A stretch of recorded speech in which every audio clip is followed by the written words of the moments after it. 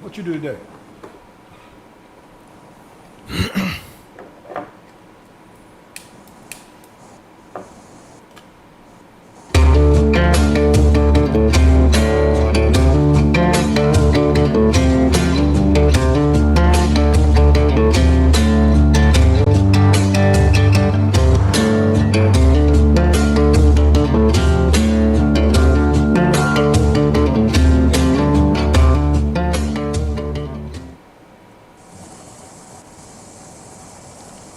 All right, ladies and gentlemen, children of all ages, please welcome the one, the only, the Robb Crocker on the Robb Crocker Show. How we doing, Rob? Not bad, Gonzo, not bad. Always remember, no ties, no lies. Amen to that. Also in the studio, we have the usual suspects. We have the Don Miller and Jared Burrows joining us here in the studio. Can we call Jared JB? We can call him JB, sure. Go right ahead. No. But we've Can we got... call it? We'll leave it at JB and not BJ, right? Exactly. Fair enough. So we've got quite a list of topics to talk about. I'm going to go ahead and give it off to Crocker to give his opening remarks, and then we'll go from there. All right, guys, I'm out. As you can see, I'm not in the studio tonight. Swing states, putting my pulse on what's going on with this election.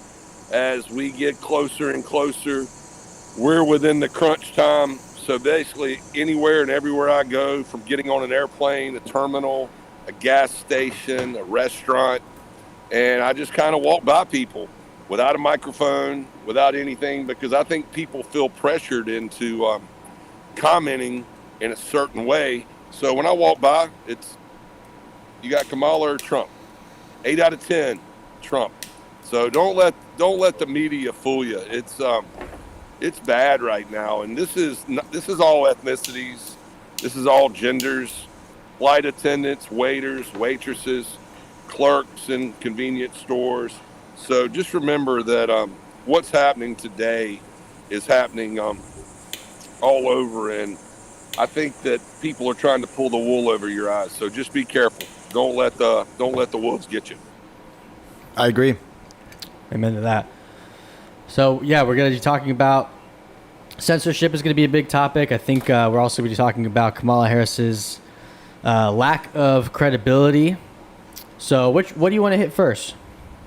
I think what's on everybody's mind is 39 days have passed. 38, it'll be 39 when Kamala does her first interview. And, of course, it doesn't matter who she picks to do the interview with. Just do an interview with a valid reporter, and I don't understand why she is taking her potential vice president, the vice president candidate Tim Walz, with her to do her interview Thursday afternoon in a setting that isn't live. It's a taped segment which allows anything that happens to be edited. Mm-hmm. So her inability to stand on her two legs and say, this is what I believe in. This is what I want for America. This is the direction I'm heading. It's a sellout. It goes back to what we talked about last week. It is the ultimate catfish scheme. Everything about this smells bad, and we all need to look at it and figure out why that is. Absolutely. I think, in my personal opinion, kind of like the previous 3 years with Joe Biden, is they have to hide her because of how incompetent she is. They're afraid that she's going to say something inappropriate. They're afraid she's going to say something that will ultimately destroy her campaign. I mean, Joe Biden, the past 3 years, has been pretty much incoherent. Every time he got on stage, it was like, oh my gosh, what's he going to say this time? Kamala's the same way, but it's not mainly like maybe it's not a mental disease, but it's more of low IQ, doesn't know what she's talking about, doesn't know what she's doing. And that's my personal opinion. I think they're just trying to keep her off the stage as much as possible. I'm still shocked that, as of now, they're going to do a debate on September 10th on ABC. Probably the only one, but we'll see.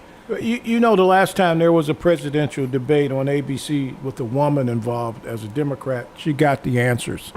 That was Hillary Clinton when somehow she got the answers from Donna Brazile. And I just believe right now what we're looking at is a level of incompetence that I have never seen before. The average person seeking this office has the ability to at least engage off the cuff because most have been around so long enough to understand how to deal with the media, the ins and outs of dealing with the media. When you tell me the first time you talk about your campaign, you bring somebody else along and you go to a friendly, not only a friendly, but you go to a friendly that's going to allow you to edit and clean up the conversation. To me, that's not an interview. That's a podcast. and I just think it's really unfortunate.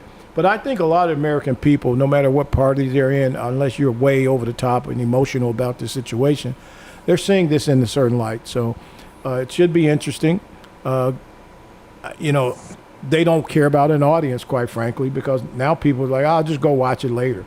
The fact Well, of the one matter of the things, Don, that I enjoy having you around because it keeps me from getting in trouble and saying things that people can interpret as in a bad way. But what she's doing is doing a disservice to women and to the ethnicity of the people that she is supposed to be representing. Mm-hmm. This is a woman who's been in politics, who's been in California. She's been around. So there should not be one reason that she's not capable of standing up and saying, this is what I believe in. Hey, the night is black. The day is bright. Why can't she do that? Because you and I both know that she's not a dumb woman. Okay. I think you kind of touched about this last time. I think it's more or less, this is the way we see it from a different kind of perspective, but I think a lot of her followers don't seem to really care at all. Just like, Joe Biden 4 years ago, they didn't really seem to care who the candidate really is, or who they really are, as long as their candidate gets in. Because that's, they didn't really pick VP Kamala 4 years ago. They didn't really pick her this time either. I think it's more or less as long as their person gets in. That's a good point. That's the whole problem. Well, let's vote. Yeah. I go back. I've said this to Don. I've said this to Gonzo. We're not voting. Imagine you have this person's resume in your hand that you're trying to hire for a sales position or a position within your company. And this person says, you've got all my information. I don't need to come in for a one-on-one personal interview. You can read my bio.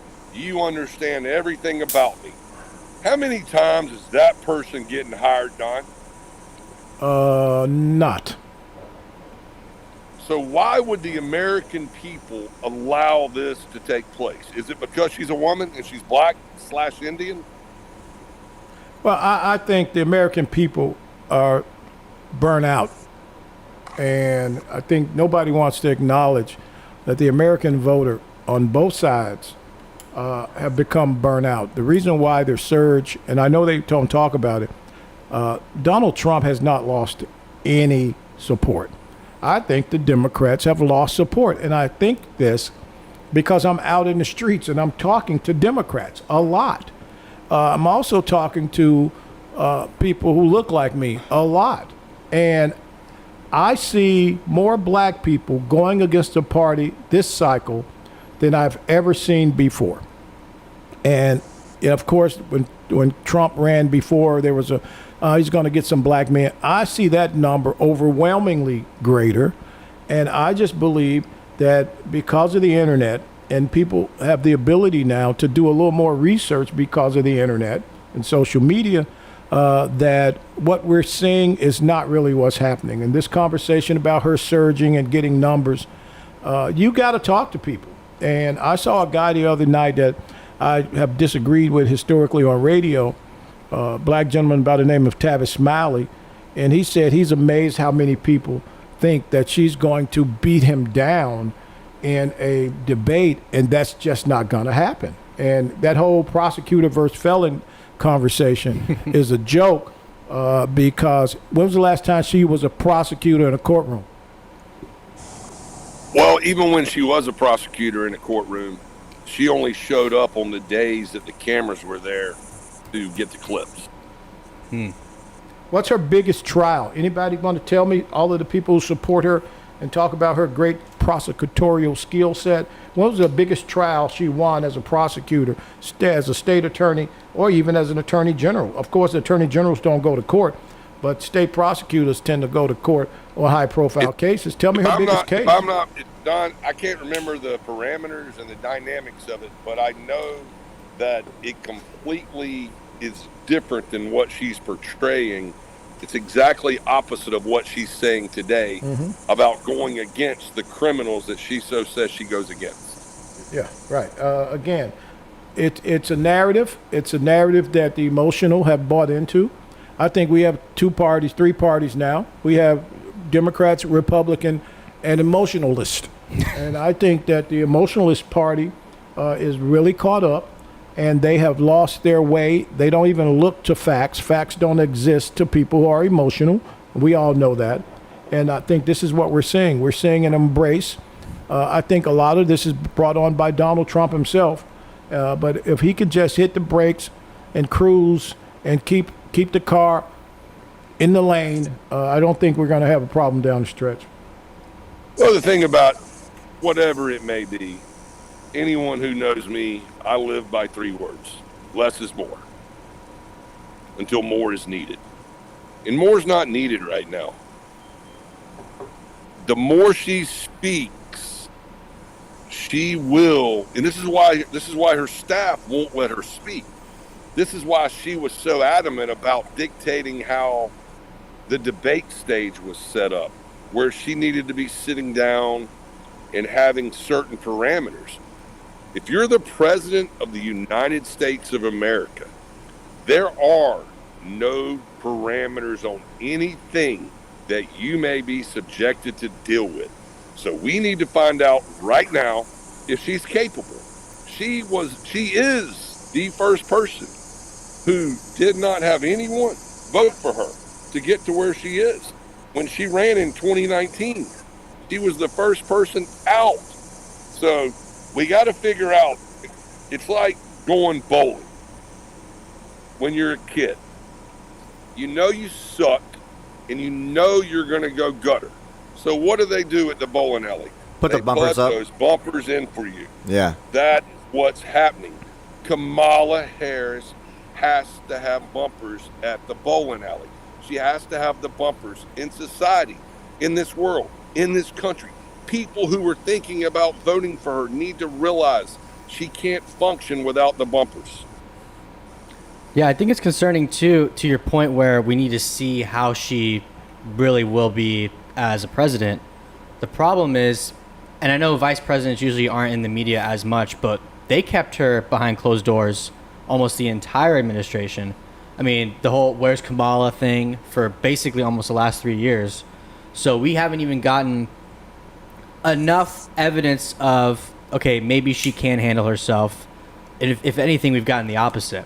So it's pretty concerning to see them now in, full throttle, so to say, of her campaign, continue to hide her behind closed doors and keep her basically from doing interviews and basically as much as they can not being in front of a camera unless, like you said, they can edit it, polish it up a little bit. So it is concerning. I 100% agree. So you can look at what she was responsible for, the border. The border didn't need a fence. It was, people didn't need it. Walt says if it's 20 foot, I'll sell 30-foot ladders. Now she's going to say that we need a wall. We need a fence. She's saying it now. Huh? She just said it. She's going to say whatever she needs to say, Don, to where it resonates with the people at that moment. Which I think, what what does she truly believe, guys? That's what you got to worry about. Well, she mimicked Trump on the no taxing tips. Now she's saying, well, I think we do need a border, sort of. So it seems like you're right. She's a chameleon. She's saying whatever needs to be said in order to get elected, which a lot of politicians do. But she's doing it at such a level where it's like, okay, we have no clue what she actually thinks. And partially, I think it's because she doesn't have a real opinion for herself. She's just willing to say whatever it's going to take to get her elected. And there are a lot of politicians that do that, but they have the ability to move gently and eloquently around the issues. She does not have that skill set. Right. And the case that put her on is the case of a 13-year-old girl in San Francisco who was raped, in Oakland, who was raped. And she was not nice. The young lady wasn't nice to the jury. She was terrible in the courtroom environment. She lied to the police about being forced to enter the home, and a bunch of negatives toward the young lady. And Harris takes this and spins it, and I thought it was pretty good when she did it back in the day, for those of us who followed her career, which was the only case that I think, this is a case that made people pay attention to her. When she said she knows that the young girl is pretty much a liar and she doesn't have credibility, but the law is the law. And it was a brilliant layout. Since then, I can't name a case, even the Corinthians college case, where for-profit colleges were ripping people off, and she was the attorney general. That was an embarrassment as well. So, again, right place, right time. The PAN program, Pick a Negro. They saw something in her attractive. Kind of decent at what she did, but not over the top. And it was that time. Timing is everything. So how will it be characterized when she loses, being the second woman, African-American / Indian, as you like to say? When she loses, is it going to be why? What's the reason she loses? Well, I think there are a lot of Democrats who have been forced into this. I know a bunch of them. The whole party. Who have been forced into this. Let's be clear. And behind closed doors, when the cameras aren't there, I know a lot of Democrats, high-ranking Democrats, who've been pushed into this conversation, who have been pushed into supporting her. Shout out to Tulsi Gabbard, who said no. Who also put her out of the race the last time, if you recall. Yeah. After she debated Tulsi Gabbard on the stage in the last debate, the presidential debate primaries, she quit. Her numbers weren't polling. She weren't even polling in her state. And then she just got admonished and proven to be somewhat incompetent by Tulsi Gabbard, another Democrat. Trump has just yesterday garnered the support of Gabbard and Kennedy, who people are saying, nobody cares about him. Well, there are a lot of Americans who will vote for a Kennedy till their life is gone. And so I get it. A lot of people are looking at this like, nobody cares about those two. I think those two Democrats coming in support of a guy that they have not had a lot of love for is saying a lot. And there are people like, well, Tulsi Gabbard's not a racist. And if you call Kennedy a racist, then you're calling his daddy, who had a velvet picture on your mama's wall, a racist. And the fact of the matter is, there are people who are standing for something. And but the narrative is being played out right in front of us. This is a movie. Get some popcorn and continue to watch. Well, the biggest problem I have with it all is when I say Mike Tyson. Mike Tyson has an age now, but people who know Mike Tyson still associate fear with his name. When you hear and see what she's doing, how is it possible that anyone in the world can respect what we stand for anymore? Like that flag behind Gonzo, those stars in those bars, when I see that flag, I think strength. She does not resonate strength to me whatsoever. And neither does Tim Waltz when he comes out and impersonates Richard Simmons. I'm sorry. I don't know how it's possible to do all that. What's wrong with just a simple wave? But it's crazy to me. I don't understand it. And people are blinded by the light, I guess is the way I know how to say it. Yeah, but I mean, like I said before, this is the exact same thing, exact same playbook they played 4 years ago with Joe Biden hiding in the basement, where he didn't want to, debate Donald Trump because of C-19, right, or whatever you want to call it. He debated him one time, then he disappeared, and it's probably the exact same thing they'll do with Kamala Harris if she actually makes it to the debate in September. If. Well, I think we could spend every minute of every hour for the next, until the election, talking about the same thing. And it's all relevant to what the media does, because the media has created a cult following for Kamala Harris. I think that there was more people that tuned in to the DNC convention than the RNC convention, but I think they tuned in because everyone was catfished under the premise that Beyonce was showing up, Taylor Swift was showing up, someone other than what was there was showing up. I don't think anybody got too excited on the nights there. It's the same old. No one said this is what we have to do for the United States of America. All they did was say Trump is not it. Trump is not it. His name was used more than any person's name the whole week in Chicago. Which is free advertising, honestly. And you bring up a good point. I mean, pretty much since Kamala's campaign has been in full swing, if you want to call it that, we've had Megan Thee Stallion twerking on stage in Georgia. We've had Lil Jon come out to represent Georgia again, to cast the delegates in her name. We were supposed to have Beyonce, Taylor Swift, all these celebrities coming to the DNC.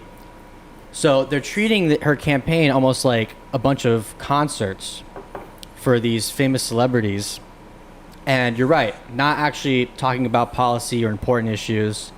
If anything, only bashing Trump and saying that he's bad and we can't have him in office. So there's no substance for them to discuss, essentially. I think that since the last election, that Instagram, TikTok, other influencers have become more relevant into their grab and their reach. It was amazing yesterday. I was traveling down the interstate, and I think two guys that you have to admire from what they've done is Jake Paul and Logan Paul. I think both of them are hellacious athletes, and I admire both of them for taking what they had from social media to get to where they are now. And I think it's amazing, but it just shows you the impact of what social media can do and how it reaches out to people and changes, or I don't want to say change, has the ability to influence someone's decision-making ability. I just like to, I think people take issue, I think politically, oftentimes when they are listening to people who align themselves with a particular party. But I just want people to go write this down. Write down the name Kevin Cooper, Kevin Cooper, Cooper. Kevin Cooper went to prison while Harris was the state attorney. And they would not allow DNA evidence into the trial. Yeah. Only later to find out that Mr. Cooper was not guilty. Innocent, yeah. And they worked really hard to keep an innocent man in prison. Go read the Kevin Cooper story. Just put it together, Kamala Harris, Kevin Cooper. And there are 4 other stories like this under her where the wrong man was sent to prison only to later be found out that it was the wrong man. And guess what, guys? Most of these men were black men. And the problem with it is, I just believe that if I can't quickly identify what side you're on, then you can kiss my ass. I need to know what side you're on, especially in a courtroom, especially in a judicial environment. Who are you with? In the words of that great Negro poet, Bernie Mac, who you with? I am with RMFC. Tell him, Miller. I know who that is. Dance with the devil, walk with the angels. And it's very important, as we just talked about. You won't hear the media tell you that Logan Paul, Jake Paul, who do they support, Don Miller? You know who they support, of course. Guess who's not telling you that? The media's not telling you that. That's right. You know, but Speaking of again, the media- there are a lot of people that the media's not telling you. If you listen to the media, oftentimes it's like everybody's supporting her, especially black people. You can ask Don Lemon. He went on a tour of putting microphones in front of people's faces in the last few weeks in urban communities, black communities. And he was shocked because he couldn't find a black person to support. Did you see it, Gonzo? Yeah, I did see that. Yeah. So, and he's the Telling you right now, Yeah. Michigan, Pennsylvania, Yeah. the person walking in and out of the gas station, Ohio, who do you have? The waitress, the waiters, the bartenders. They believe it's a joke. They can't resonate with it. It's like, yes, the no tips, all of that. They like that. But the one thing that they don't get is why can't she speak? Where did she go? We talked about it a second ago. She was in charge of the wall. What people don't talk about, guess what else she was in charge of? The space program. We have 2 astronauts right now that are stuck, that can't get back. So that would be 0 for 1, 0 for 2. And when she's 0 for 3 running for president, this country will have a chance to move forward, stay between 11 and 1. We're not going to be due north. I understand that, and I think all of y'all do as well.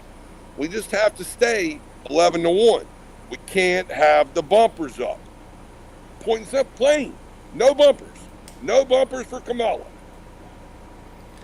Or anyone running for president. Gonzo, give me a sticker when I get back. I want a sticker. No bumpers for anyone running for political office. All day long. How many times since last week's show have we heard or seen from Joe Biden? Who's actually running the country?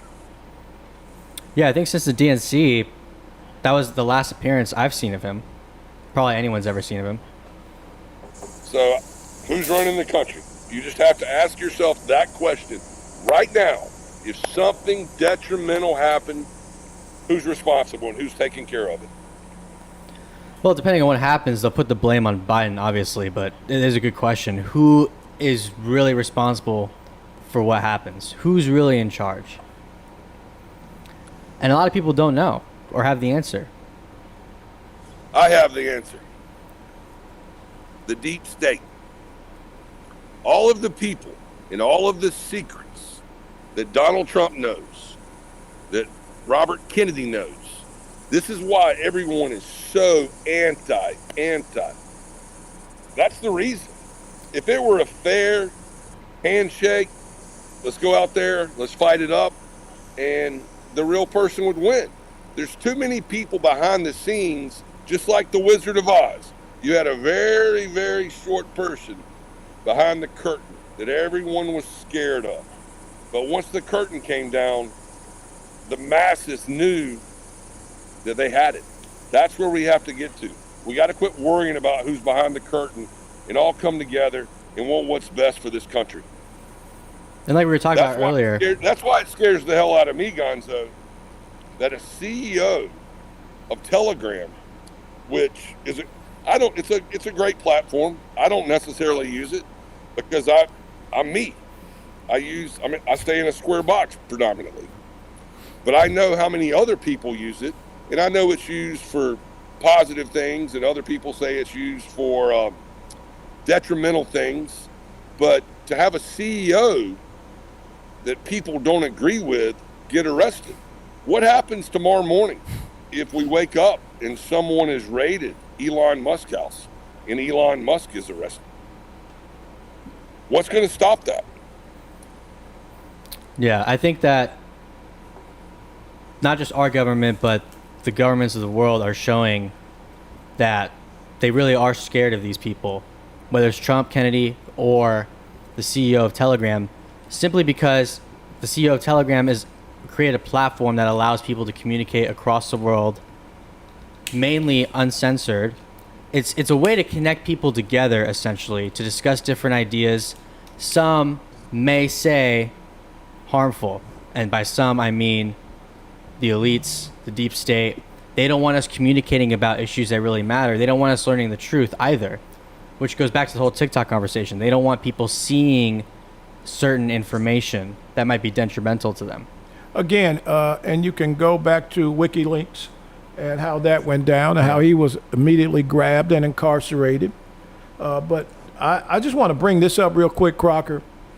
Zuckerberg just tore their asses to shreds and very little coverage. Zuckerberg is the owner of Facebook, who came out in a letter to the Judiciary Committee in the last few days saying that this administration made them kind of go in a different direction when they had conversations on Facebook that were really acknowledging what was really going on. He came forth and apologized. He apologized when they kind of downgraded the Hunter Biden laptop story. He apologized, saying that, but this administration told them that no, there's nothing to see here. That was Russian collusion. Now Zuckerberg, the owner of Facebook, is saying, "Oops, we made a mistake." The COVID conversation. He came out and said that this administration got kind of very aggressive with Facebook about censoring that. And now he's coming out saying, I promise you I'm not giving anybody any money this campaign. And you're talking about a guy who gave millions and millions away. And we are neutral 100%. Just watch us be neutral. So I want to watch that. And for those of us who've been in Facebook jail before, Gonzo, you've been in Facebook jail? Pretty sure I have. Yeah. I know you've been in Facebook jail. I stopped using Facebook years ago for this very reason. Yeah, okay. So we're going to continue to watch and see what happens. I stopped using Facebook a long time ago for a lot of different reasons, and it wasn't that one. Okay. But here nor there, I was going there this evening because if it ain't black, it's white. And I'm curious, Gonzo, since I'm on the road, what kind of shirt is Don wearing this evening? Because I can't see it. He's wearing, actually, you would appreciate it. It's a nice, plain white button down. Very classy.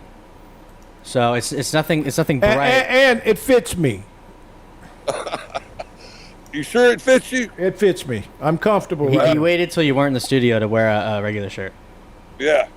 Well, if it ain't bright, it's got to be Don Miller. But anyway, what people got to realize is when the government does what the government is doing and what the government did during the China virus, COVID-19, whatever anyone wants to call it, it was detrimental to this country. And a lot of people had the ability to make decisions in different regions of the world and the states that people were living in. And you look at the states that were hurt the worst, Minnesota was one of those states. Our vice presidential candidate is from that state. And you have to follow the reality. People tell you something 100 times and you start believing it. Just because you've heard it 100 times doesn't it mean it's true. It's like right now, what would happen if there was a true outbreak and it was detrimental to the country and to society? Because I think between monkeypox, certain different mosquitoes, there's avenues to impact our human race to eliminate people. And is anyone going to believe the government when they tell you that you need to go do this? Yeah. It's like the boy that cried wolf. You say, oh, this disease is going to kill millions of people, hundreds of millions of people, this one. And then finally, like you said, something serious comes around and a majority of the world is going to be like, yeah, right, whatever. We remember the last few times you did it. We're not going to stay inside, wear a mask, whatever it is.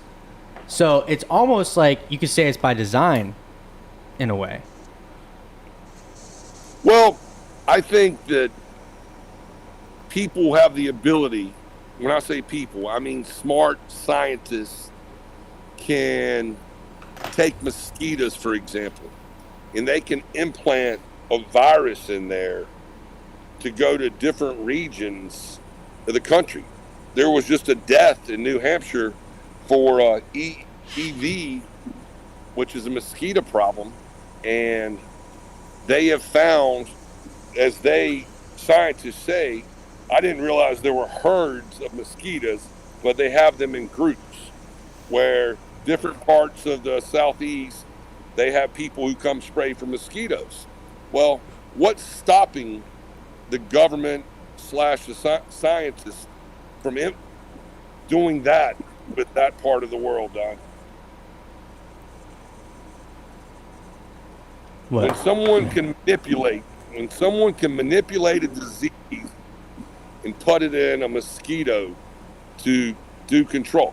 Mm-hmm. Don, you might be able to speak more intelligently about this than me.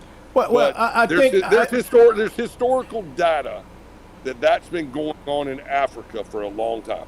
Well, I think it doesn't have to be Africa, because for those of us who study history or watch history, we know that the government has been involved in that type of behavior for many years.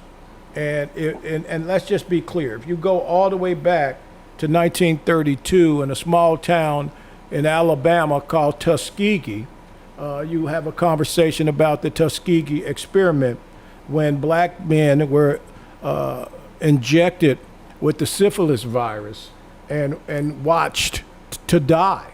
So if you go back to the Tuskegee experiment, if you go back to middle Indiana, where a black community was injected with a disease while they monitored it and see how the death would progress, how the disease would progress in black men, and this was in the summer of '38. So to think that that still doesn't exist, I think we'd all be fooling ourselves.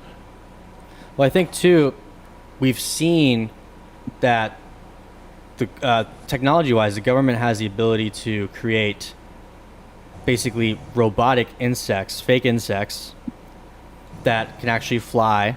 So what's to say that they can't do that, and kind of like what Crocker was saying, put some sort of disease in there and spread it that way? Mm-hmm. Oh, absolutely. Look, do me a favor, guys. Just take care of your bodies, smoke cigars, because if you go look at the data, this is my data, not anybody else's. I've been in a smoke environment where I could look across from me and see a bunch of mosquitoes, and none over here where I am because of the smoke. True. Right? That's true. We smoke outside all the time. You ever got bit? No. Okay. Well, my diet's probably not the one that everybody's realized. That triangle that we grew up with as a kid that said this, and this, that has been established, that all of that was bullshit. And all it did was get kids fat. The United States of America has more diseases than any other country in the world. And they're self-inflicted from the medicine and the medical people who are supposedly protecting us and representing us. Even in the food we eat. I don't think people realize, if our food did not get us sick, and that sick person didn't have to go to the doctor, and that sick person didn't have to go from the doctor to the hospital, that hospital would run out of business. The hospital would close. Then the doctor wouldn't have patients. It is a gamut. We have been implemented to think that we're sick. Well, we're being sick. We're sickened by our own groceries. We're sickened by our own government. We're sickened by our own food. When 1 minute it's safe to eat this, the next minute it's not safe to eat that. Well, when I grew up, I don't know anybody that had allergies. I knew we all got the smallpox or whatever the vaccine was. But at this point in society, why is it that more people are getting sick today than they ever did in the past? It's the government. And Rob, think about this. You and I grew up very rural, for the most part, right? And my grandma ate pig feet, pig ears, the whole pig, and lived to be 90 plus. And you cook it in lard too. And lived to be 90 plus, right? Yeah. All the bad stuff, Everything so to was say. everything was fried, Crocker, right? And they lived to be 80 and 90. They lived good lives, and there was an element of vegetable involved, but they ate everything. The thing about it is they grew it, and there was no byproduct or riboflavin. Or the GMOs. I would say, what the hell is riboflavin? Riboflavin was in everything you ate in the last 25 years. I don't even know what riboflavin is. Well, I joke with the people around me. During COVID, I could have possibly gotten it. I don't know. I predominantly don't ever get sick, and I don't have the healthiest regiment of diet. So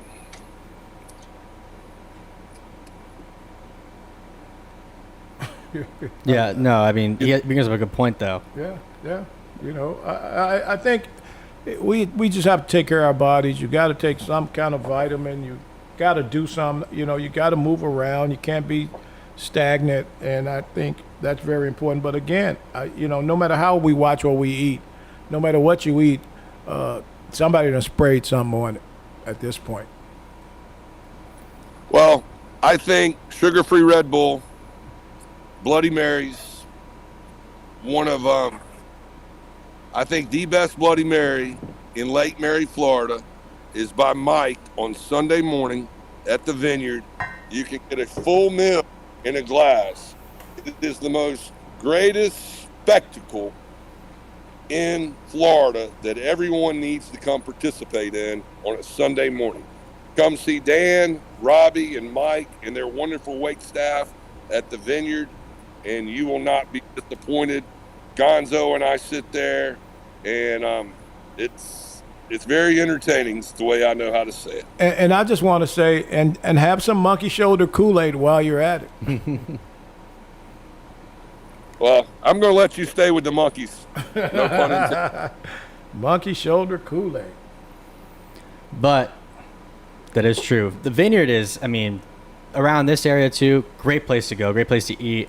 They get creative with it too, which I think we miss from a lot of places is how creative they get with their cocktails and their food. Yeah. You know, as Rob was saying, I mean, great people for sure.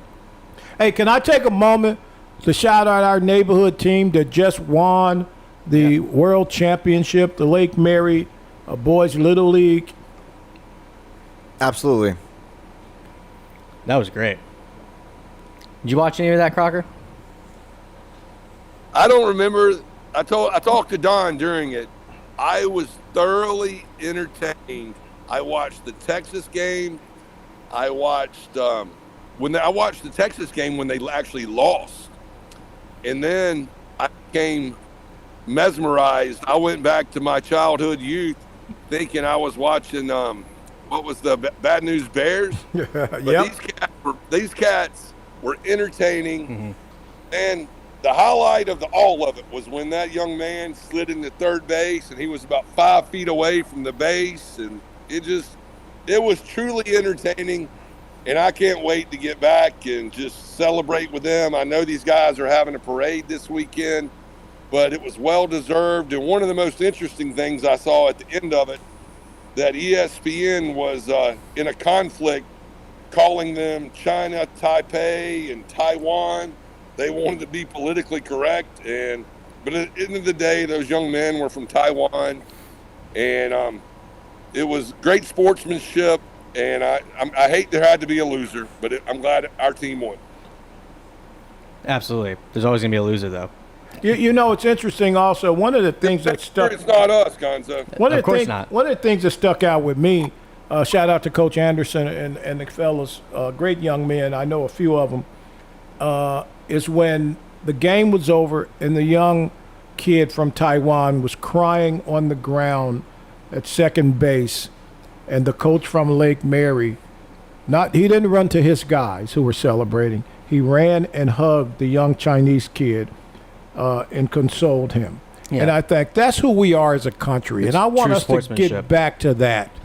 I want us to get back to who we were as a country when we cared about people And I just think what we saw in 12-year-old boys, I just hope that gets legs and not the discourse we are watching across the country right now. If we could all be those 12-year-old boys who fought, and didn't give up, I think that's where America should be trying to move back to. Well, do you know why we're not there? It's because the grown-ups in the media are doing everything they can to drive a wedge in that simple happiness that you just described. We have to be strong enough as men and women not to allow that. And I'm going to reiterate, men and women, because whether you're trans, whether you're this or that, I understand it. No, you know what? I don't understand it. But I know that in the world we live in, you only have two choices. You can either be a man or a woman, and you get to decide that. It's Bruce Jenner the Olympics just ended. People say that he could be the greatest Olympian athlete of all time. I don't necessarily agree or disagree, but he was phenomenal when he was in the Olympics. But he made a change to do something, and he identifies as a woman now. But how someone can say, I'm this or that, or I'm a cat, the parents have to come back to common sense and say, you know what? You're a son, you're a daughter, and let's go get some help. Let's go get some counseling. And let's figure out where we are. We're not frogs. We're not fish. We're not cats. We're people. Go back to what you said, Don. We have to figure out how to function as a society, which is men or women or boys or girls. And you know what's interesting? When you follow the Bruce Jenner story, who I think was definitely one of the greatest Olympians of all time, he did become somebody else. He transitioned into confusion, is what I'll call it. But even if you put a microphone in the face of what's the name now, whatever the name is, right?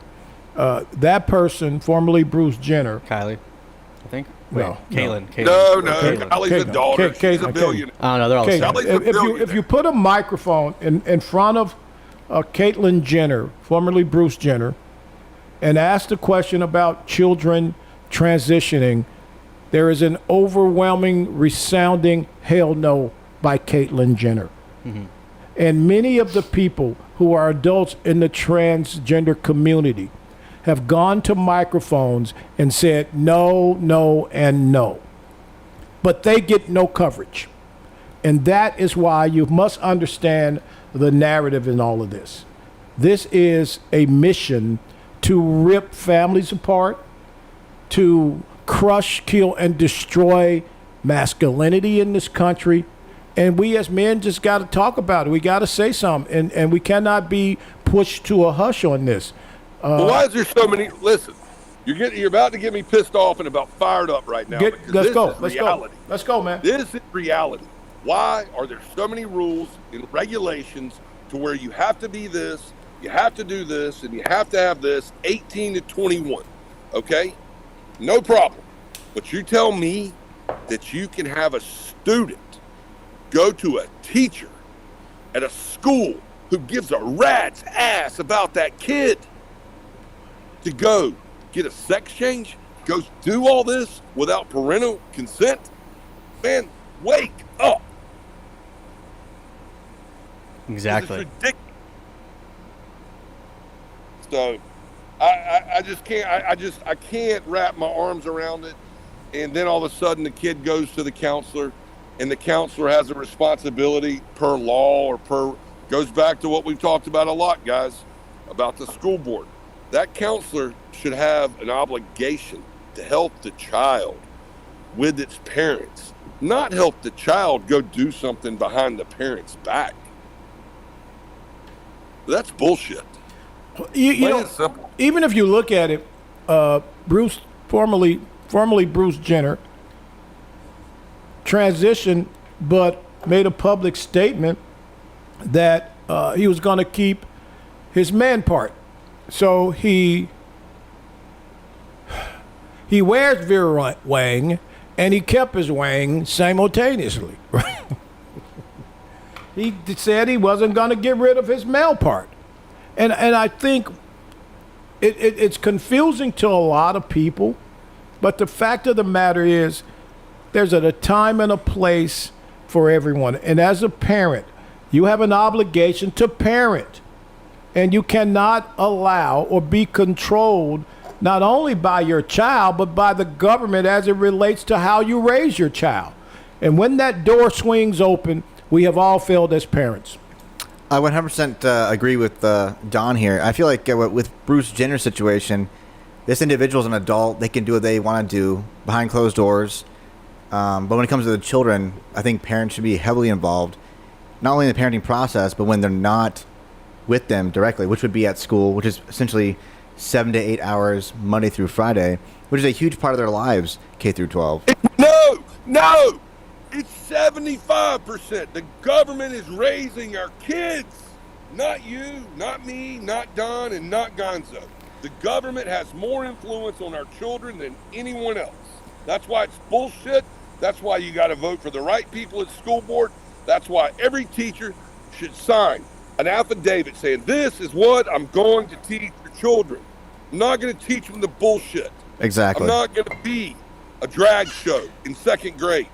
Come on, man. And I think to your point, Jared, too, yeah, he's an adult that can do whatever he wants, but it doesn't mean at the same time that we should prop him up or Exactly. showcase it, Yep. especially to younger kids. Absolutely. So, yeah, just because he's an adult or anyone who's an adult can do certain things argumentatively, it doesn't mean we should be propping them up. We should be showcasing this and painting them as a hero, so to say. Because then the kids will still see that and say, oh, well, maybe I can't do that now, but I really want to.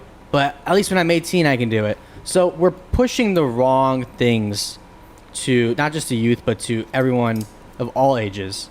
And kind of like we were saying earlier, you see something 100 times, you think, oh, well, maybe it is true, or maybe it's right, or it's okay. So we have to completely change the structure of what we are promoting to, especially the youth, but to the country as a whole. Exactly. That's what I was saying. It's important to parent your kids if they're away from you like 1/3 of the day, like essentially every single day throughout the week, most of the year, which is the school year. Yeah, keep in mind they're sleeping the other third of the day, so. You know, What part? Crocker's right. You What know- part of me being right does no one want to agree to? But you know I what's am interesting? Crocker, what's interesting is the debate nationally as it relates to schools and students right now is should there be cell phones in the classroom? I don't give a damn about cell phones in the classroom.